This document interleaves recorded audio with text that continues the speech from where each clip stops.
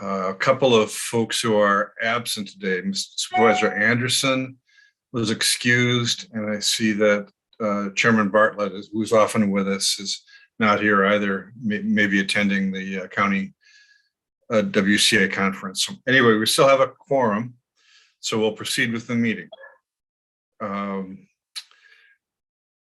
Approval of the minutes. Anyone had a chance to look at the minutes from the last meeting? Is there a motion to approve? Supervisor Bjork makes that motion. Is there a second? Supervisor Kinnear will second it. Thank you. We have a motion and a second. Any discussion of the minutes? Any corrections? Okay. All in favor of approving the minutes as presented, say aye. Aye. Aye. Opposed, say no. Okay. Do we have any public comments today? Anyone? No public comments for me. Okay, thank you. We don't have a public hearing. The first item is staff reports, review of the ad hoc groundwater committee recommendations.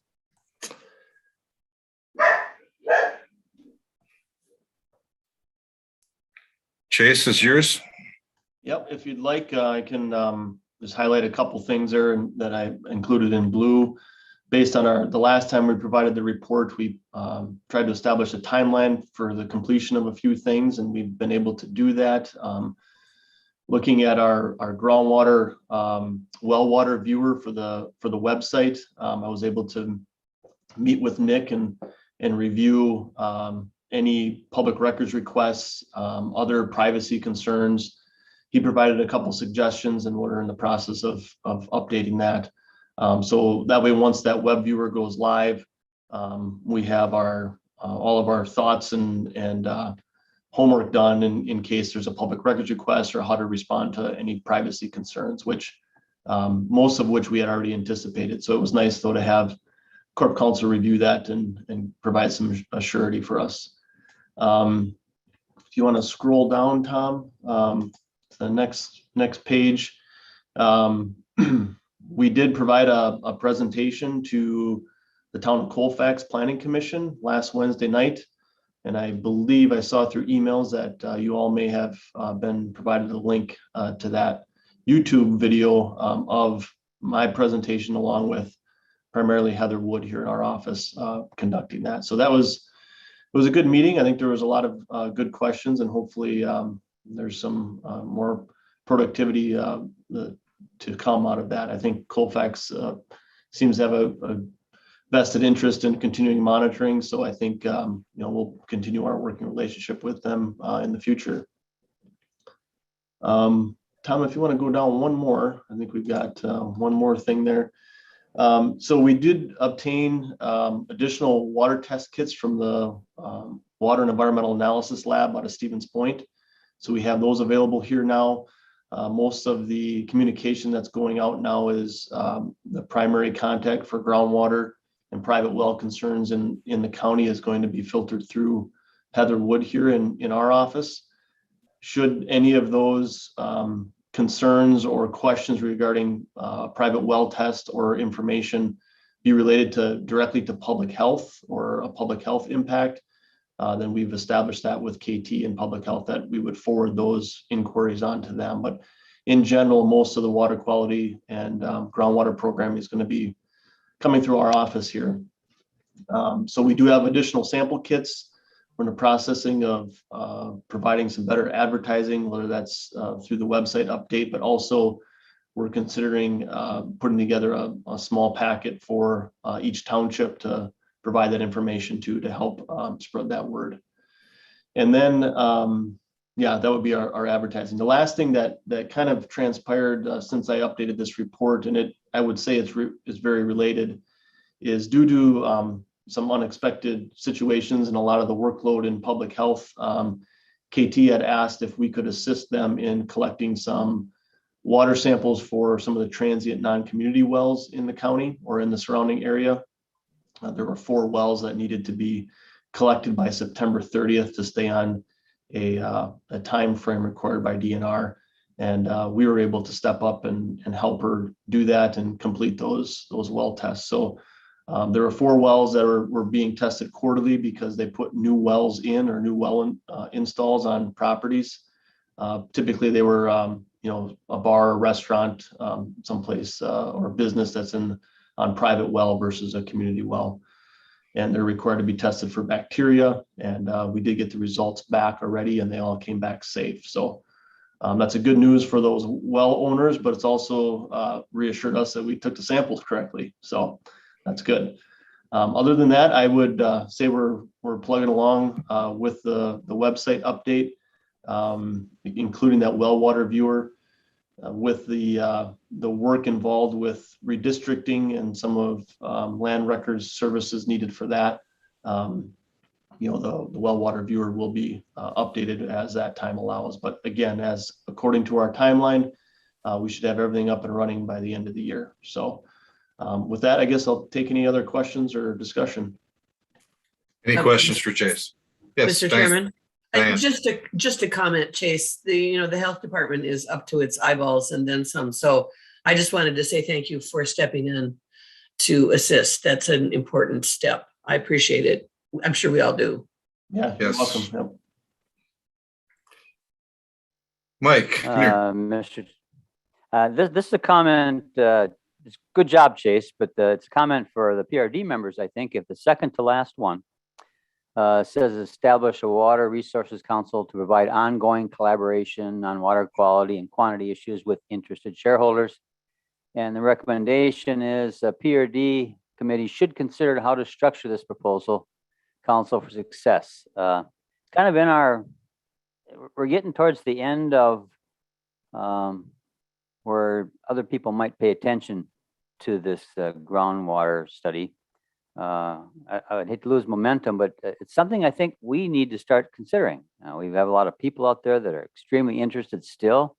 They haven't lost interest yet. So it's just something perhaps we could put on an agenda and discuss sometime in the future. Thank you. Yeah, I agree, Mike. Thanks for bringing that up. Why don't we, I think we could just as a discussion item, begin putting it on our agenda and begin thinking about both staff and committee start thinking about how that kind of committee might be structured and invite some recommendations from the community as well. So I appreciate you bringing that up. I think everyone does. Let's do that. Anything else from anyone? Okay, thanks, Chase. And we'll move on.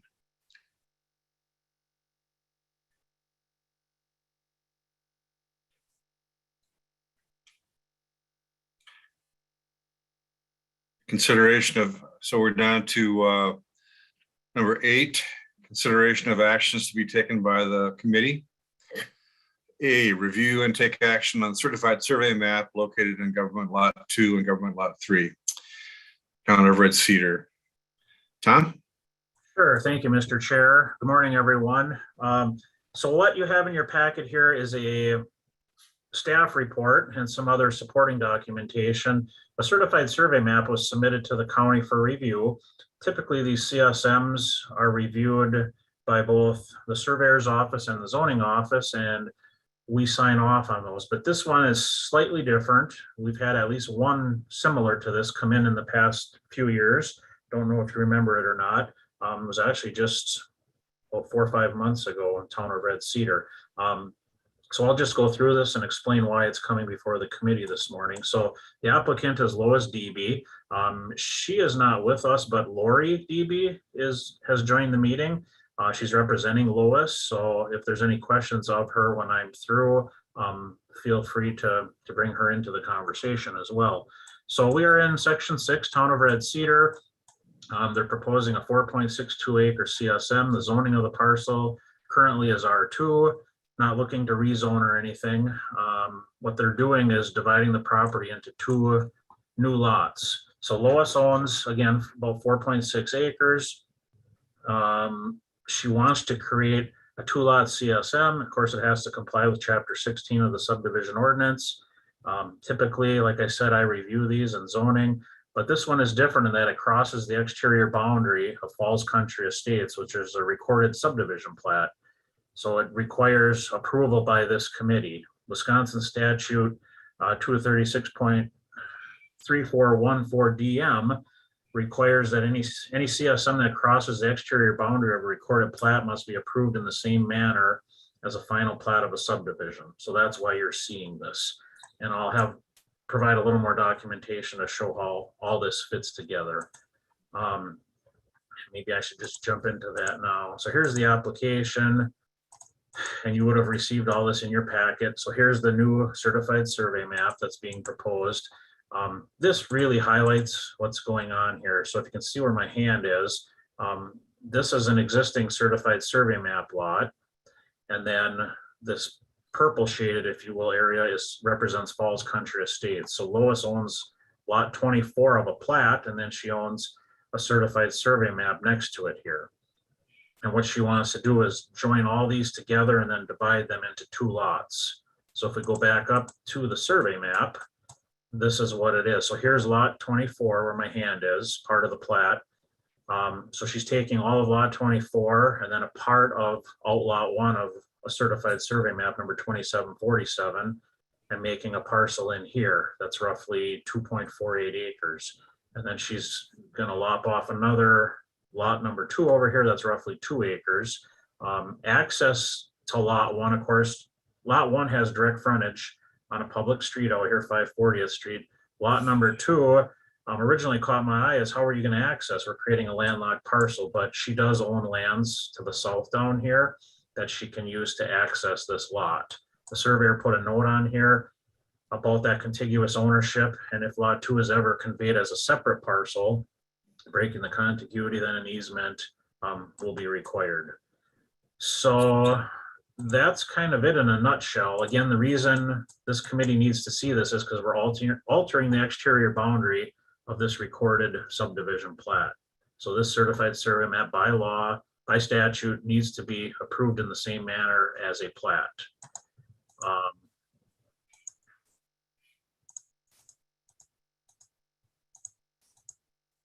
So I've reviewed this certified survey map.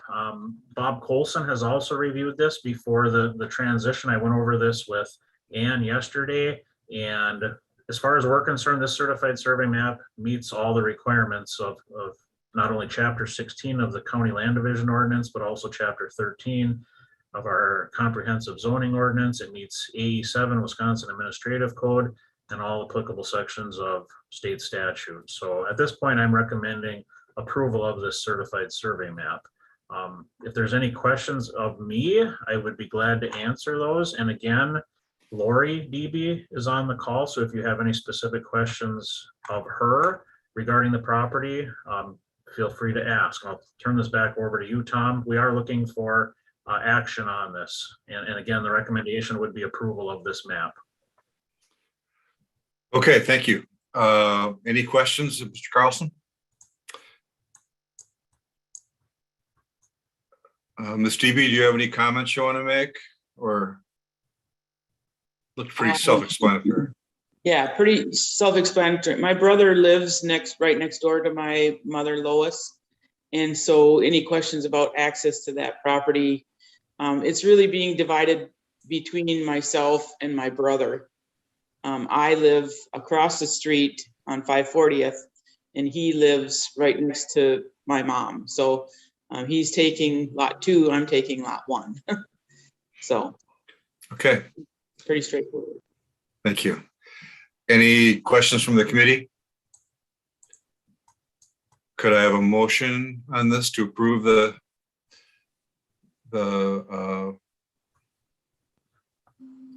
what is this exactly? It's approve the plat? The final certified survey map. Yep. To approve the final. Mr. Chairman, I will move approval of the certified survey map. Thank you, Diane. Is there a second? Supervisor Bjork will second that motion. Thank you. Any further discussion? Hearing none, all in favor of the motion, say aye. Hi. Aye. Aye. All opposed, say no. Motion carries. Thank you. Okay. And thank you, Lori, for joining us. And Tom, if I could, the final map is sitting here on my desk, the original recordable copy, and that will need your signature before recording. So if you're going to be in town at some point, would you mind just stopping by my office? And if you could give me a heads up, it'd be nice to get this signed. Sure. I'm not saying it has to be signed today, but just the next time you're in town or in the building. Here's your heads up. I'll be in the building tomorrow morning. So if you're Okay. around, I I'll will do it. be. I will be here. Stop Okay. by. Thank you, Tom. Thank you. Thanks, Lori. Thanks, Lori.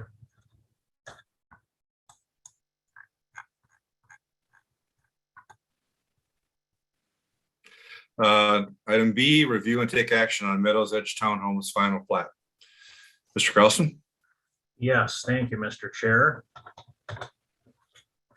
So you may remember this plat. It was named slightly different the last time it was before you at the preliminary stage. It has now been since renamed to Meadows Edge Townhomes subdivision. Before, you may remember, it was Meadows Edge Apartments. So don't let that confuse you.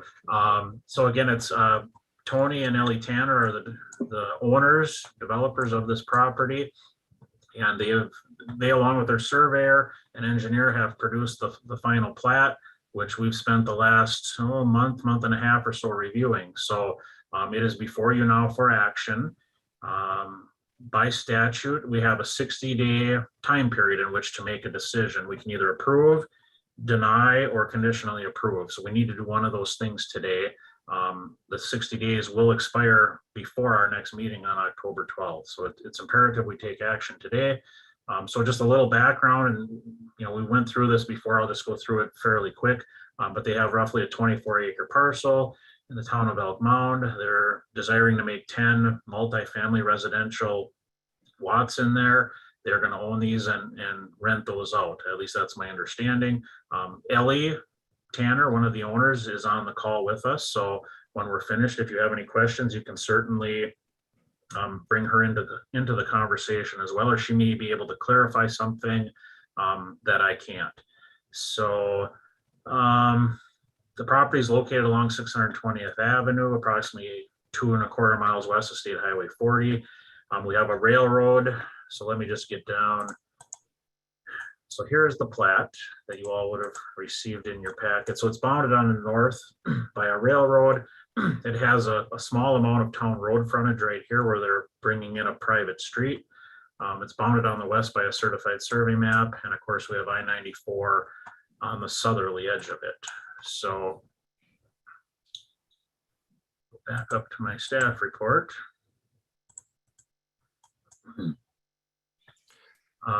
So again, the lots are going to be accessed through a 60-foot wide private access easement, which is permissible. The county ordinance, the land division ordinance, we don't have any road standards or prohibitions against private roads at this point. So the property is unzoned. There's no required minimum lot size, and a large portion of the site is entirely open and was previously used for agricultural purposes.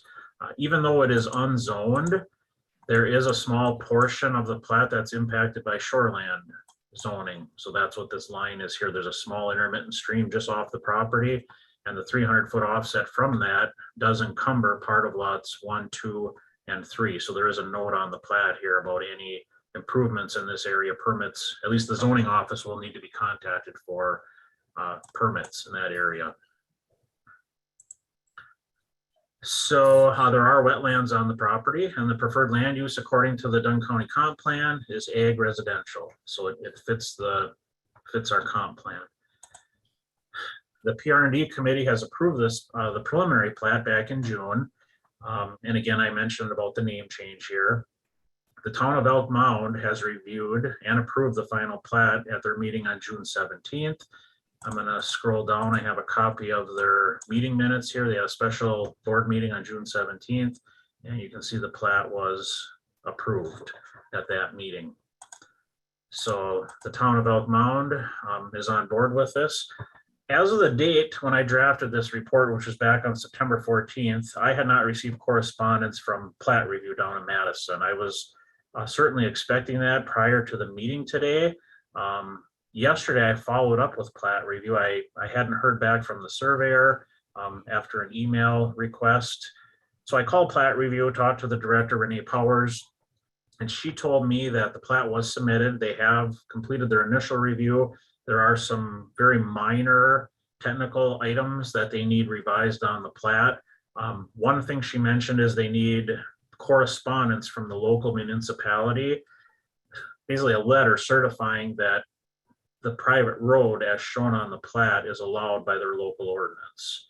So she needs that correspondence from the town of Elk Mound, and also correspondence that they're okay with a substandard street width. If we look at the plat, this private street coming in here is 60 feet wide. It's not your traditional 66, which is permissible under state statute. But again, they need confirmation from the local municipality that this substandard width is going to be allowed.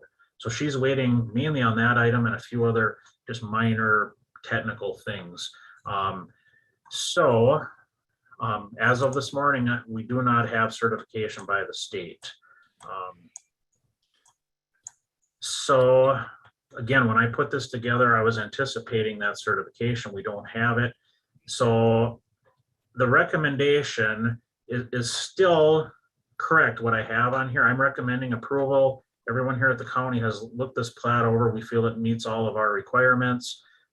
Once that approval certification is received from the state, then I believe this plat is ready to go. So at this point, if we're looking at our options of full approval, denial, or conditional approval, it would be a conditional approval, and that condition would be receiving certification by plat review on this.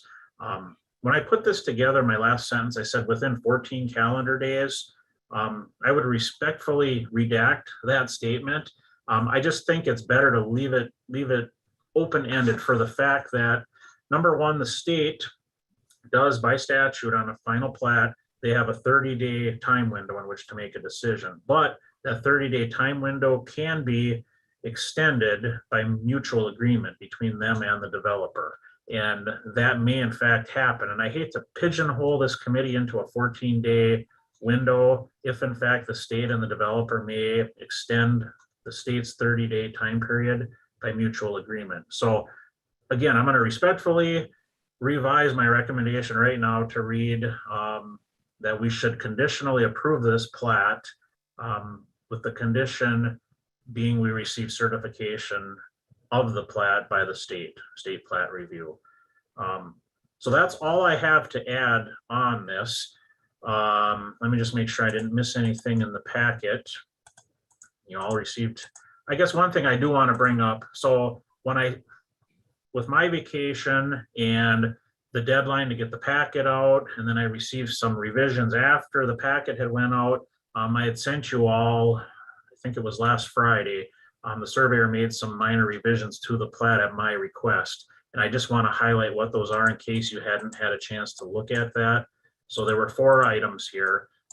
They're not really substantive in nature, but I think they're worth going through. So note number 1 was changed to read outlot 1 and outlot 2 in their entirety are designated as a stormwater easement and a conservation easement area. So that's these 2 outlots, outlot 1 and outlot 2. The note that was on there before was a little vague and in my opinion, confusing. So that language was changed. There's just some technical data between the one property corner and the south quarter corner that was missing. That was added. And then on sheet 2, there was a typo. These was spelled wrong. And then the question came up, who are the conservation easements being granted to? They really should be spelled out on the plat. So number 4 was added. Those easements are going to be granted to the town of Elk Mound. Certainly, if there's any changes that are coming through the state's review, I will get a copy of that plat and highlight what changed. And again, they're going to be very minor changes according to Renee at plat review. I will provide the committee a copy of the revised plat highlighted in a similar fashion so you can see what things additional were changed. But again, the lots are certainly not going to be reconfigured, areas changed, street location altered, anything like that. So that concludes my report. And again, Ellie is with us. If you have any questions of either I or her, feel free to ask, and I'll turn this back over to you, Tom. Thank you, Tom. Are there any questions of Mr. Carlson or Ms. Tanner? Mr. Chairman, may I? Yes. Mhm. This is way outside my area of expertise, but Lot 5 has a big wetland delineated in it. And so it would be sort of an odd, is that completely buildable? I will attempt to answer this, and Ann is with us as well. Ann may want to chime in. Lot number 5 was a concern to us during the preliminary review. Setback, it's an unzoned township, and lot 5 Right. is not impacted by shoreland zoning. So it's really, it comes down to sanitation. Certainly you can't build in the wetland, and the net buildable area there, we are questioning because we've got a conservation easement area. I'm not sure what's allowed in that area. Bob and Ann and I had a conversation yesterday about this lot.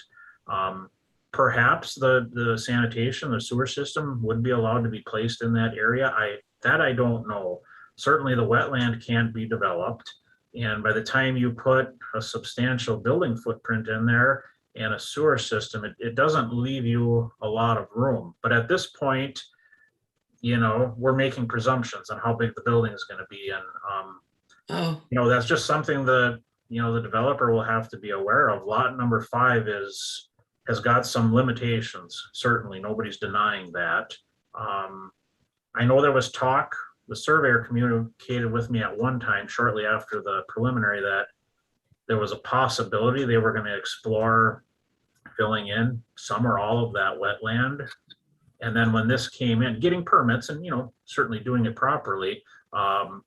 But when the final came in, I noticed that wasn't the case. And then in a brief conversation with the surveyor, I learned that, that's no longer being explored. So, and I'm not sure, why. I wasn't involved in the engineering part of this, but I know there is a stormwater retention pond on Outlaw 1 right to the east. And it maybe would affect their design by moving over or altering the east line of 5. Say we push that over another 25 feet to make some more buildable area, it may impact the design of that stormwater pond. I'm not sure. And perhaps Ellie can provide some more information on this too, or what their plans are for lot 5. But yes, lot 5 does have some limitations, and we won't know for sure until someone comes in and starts taking out permits and comes in with a design. And perhaps Ann would like to add some more on this or cover something or touch on something that I may have missed. There's not a whole lot we can advise on this just because we are not doing the general zoning for this town. So unfortunately, we just don't have a lot we can do. Mr. Carlson, can you hear me? Yes. Yeah, we can hear you. Yeah, this is Ellie Tanner. So originally it was that big. We went through the Corps of Engineering, I believe it's called, our engineer did, and that wetland now is under 10,000 square feet, and so it's able to be filled in. He's going through the process with the DNR in the state to get it filled in. It's not a wetland, it was just a low space in that. So he's going through it's the U.S. Army Corps of Engineer, and they determined that it is way under a wetland size. So it is able to be filled in and it is able to be built upon. But for the purposes of this, it is still considered that until we go through that process of getting it to be able to fill that in. But it is according to the U.S. Army Corps of Engineer. Okay, thank you. Any other questions from the committee?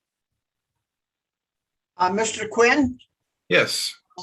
what Carrie. kind of angle does that private road come when it intersects with the railroad?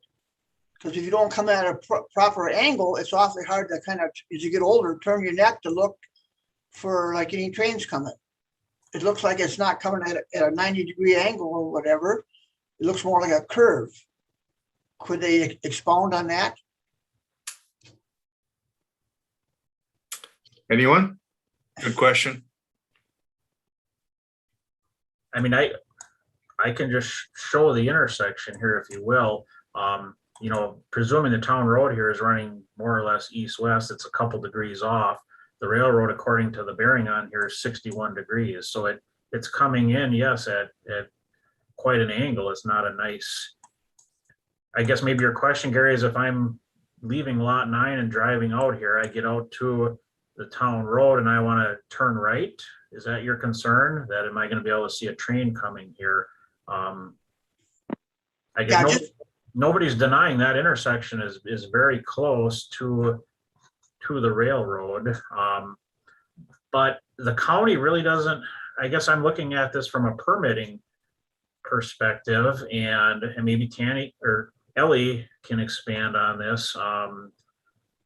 Mr. Christopherson is not with us this morning, but certainly the town of Elk Mound would have had to issue a driveway permit for potentially 10, units coming in here, accessing their town road to close proximity of the railroad.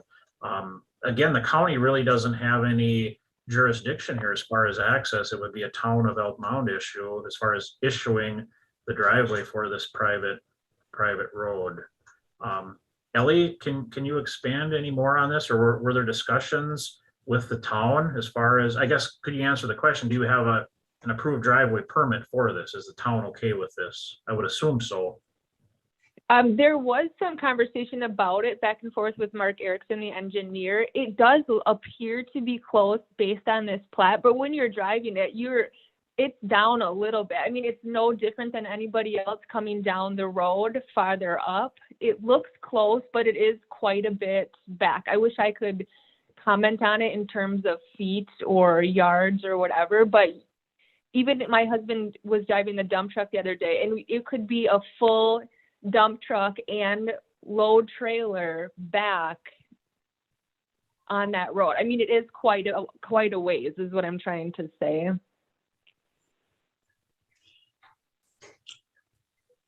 No, I'm just looking at it as a point of safety, but if it's okay with the town of Elk Mound, but I just thought I'd bring it up.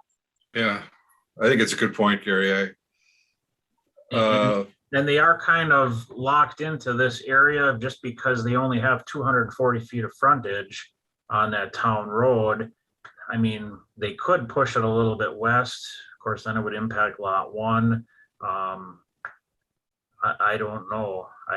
I see your point, but unfortunately, I don't know that there's much we can do. We don't have road standards in our current land division ordinance. And, I don't, even though this item is of concern, I don't think it rises to the level where we could use it as a reason for denial of the plat. So, but your point is very well taken, very well taken. Thank you. Okay, thanks, Gary. Are there any other questions from the committee? If not, then would anyone care to make a motion to conditionally accept the final plat subject to final approval from the state? Supervisor Kinnear, I recommend that the committee conditionally approves the preliminary plat contingent on receiving certification from the state. Thank you, Mike. And so is there a second?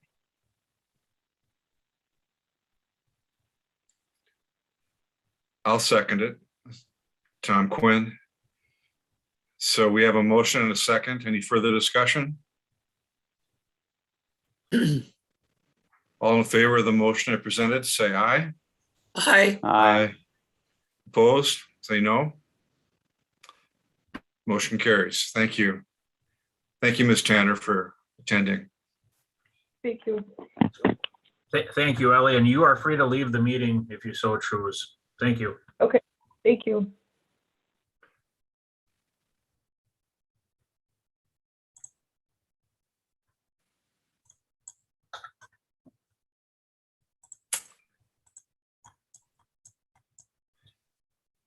Item C, resolution selecting the 2022 Conservation Aids Program. Chase? Yes, thank you, Mr. Chair. Before you is a resolution that is very similar to an annual resolution that is adopted by this committee regarding the Conservation AIDS Program, which is a DNR program that provides funds for fish and game projects within a county. It is a 50% match grant, so we typically budget for a set amount based on the amount that the Department of Natural Resources has eligible for Dunn County. So that is roughly $2,325. So it's a 50% match. So we need to match that as a county, and we budget for the full $4,650.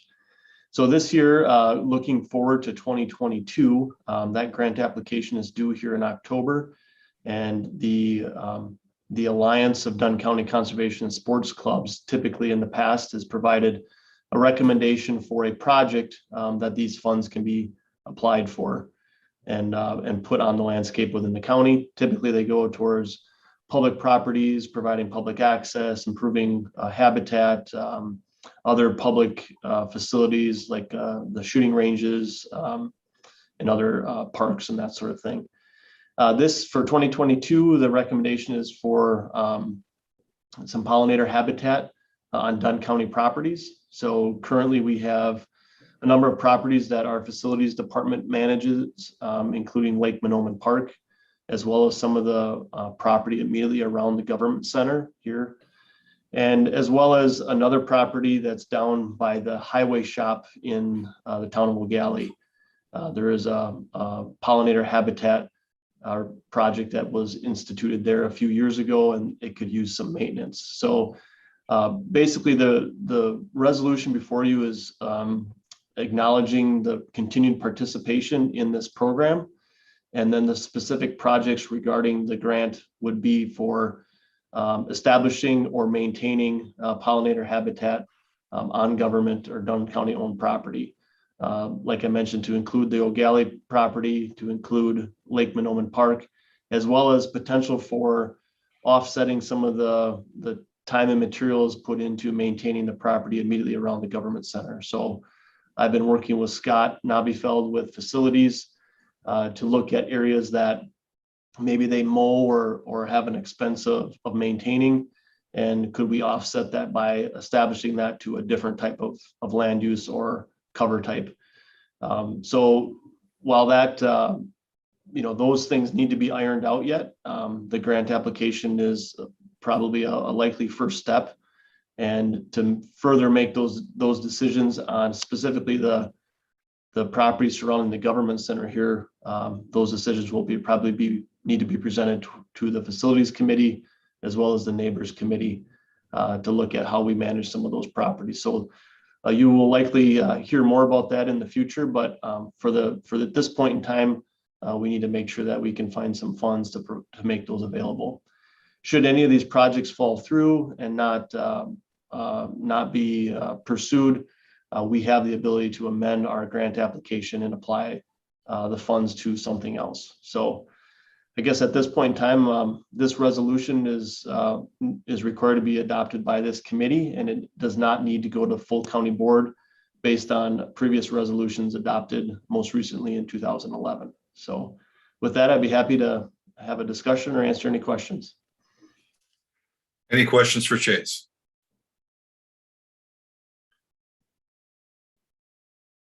Okay. Could I have a motion to support this resolution? Supervisor Bjork makes that motion. Is there a second? I will second, Mr. Chairman. Thank you, Diane. Gary, any further discussion? All in favor of the resolution as presented, say aye. Aye. Aye. Opposed? Motion carries. Thanks, Chase. All right, thank you. I think that's pretty much it. Are there any announcements from anyone? I don't have any announcements, but just a little, I should have said something back on the groundwater study, but my son was looking at getting some turkey manure put on some of his farm fields. And the applicator said, unless you have a nutrient management plan, that they cannot do it, which was never a problem before. So there is getting to be more restrictions that we were not aware of. So I would think that in the future, the percent of farmers that have that plan will probably be increasing. Huh. Chase, do you know what that is a result of, that change? Yeah, my guess would be, so the source of the turkey manure, the turkey litter is coming probably from a farm that is required to have a nutrient management plan. And even though they have, depending on what fields they have in their plan for a given year, that's how they are legally, Right. based on their permit, allowed to dispose of that waste or provide that to cropland. So if it's a new field, then that field would need to be incorporated into their nutrient management plan. So it's approved by their, likely it's a WPDS CAFO permit. So. Okay.